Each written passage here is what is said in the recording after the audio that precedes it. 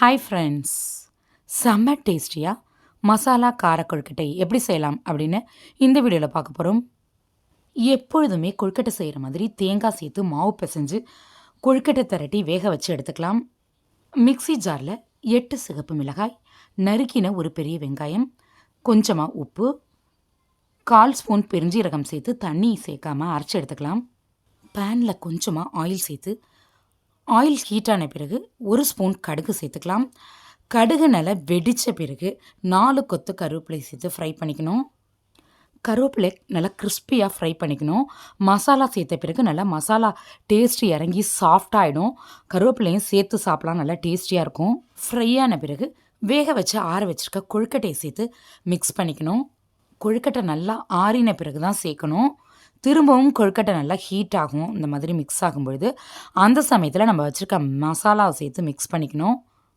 ஸ்டவ்வை சிம்மில் வச்சுக்கோங்க. ஈவனாக மிக்ஸ் பண்ணின பிறகு ஸ்டவ்வை சிம்மில் வச்சு அப்பப்போ கிளறி விட்டு நல்லா ஃப்ரை பண்ணிக்கணும். மசாலா நம்ம எல்லாம் பச்சையாக தான் அரைச்சிருக்கோம், வெங்காயம் மிளகாய் எல்லாமே. ஸோ அந்த மிளகாயெல்லாம் நல்லா ஃப்ரை ஆகணும். அப்போ தான் நமக்கு காரம் கம்மியாகும், கரெக்டான ஒரு காரத்தில் இருக்கும். அதனால் நீங்கள் சேர்க்கும்பொழுது கொஞ்சம் மசாலா ஜாஸ்தியாகவே சேர்த்துக்கோங்க. ரொம்ப கம்மியாக சேர்த்திங்க அப்படின்னா ஃப்ரை ஆன பிறகு காரமே இல்லாமல் ஆகிடும். இந்த சமயத்தில் கொஞ்சமாக கருவேப்பிலை சேர்த்து மிக்ஸ் பண்ணிக்கலாம். இப்படி கருவேப்பிலை சேர்க்கறதுனால நல்ல வாசனையாக இருக்கும். அந்த மசாலாவோட சேர்ந்து இந்த பச்சை கருவேப்பிலை செம்ம வாசனையாக இருக்கும், டேஸ்டியாகவும் இருக்கும். கொஞ்சமாக 1/4 ஸ்பூன் நெய் சேர்த்து மிக்ஸ் பண்ணிக்கலாம். நெய் சேர்த்துருக்கோம் அப்படின்றது கண்டுபிடிக்க முடியாது சாப்பிடும்பொழுது.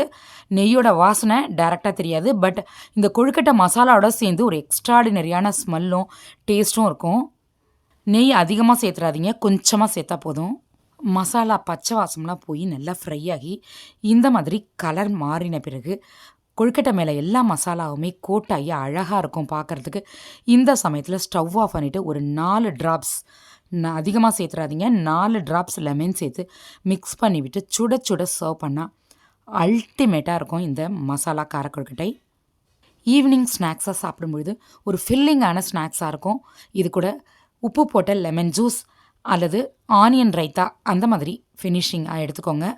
மார்னிங் பிரேக்ஃபாஸ்ட்டாகவோ அல்லது டின்னராகவோ கூட இதை சாப்பிட்லாம். சின்ன பசங்க பெரியவங்க எல்லாருமே ரொம்ப விரும்பி சாப்பிடுவாங்க. இந்த கொழுக்கட்டையை நான் நீல வாக்கில் உருட்டியிருக்கேன்.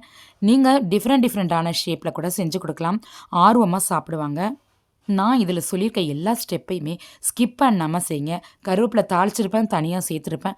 அதே மாதிரி கொஞ்சமாக நெய் சேர்த்துருப்பேன், 4 ட்ராப்ஸ் லெமன் சேர்த்துருப்பேன். இது எதையுமே ஸ்கிப் பண்ணாமல் செஞ்சு பாருங்கள், ரொம்ப சூப்பராக இருக்கும். இந்த வீடியோ உங்களுக்கு பிடிச்சிருந்தால் லைக் பண்ணி ஷேர் பண்ணுங்கள். வணக்கம்.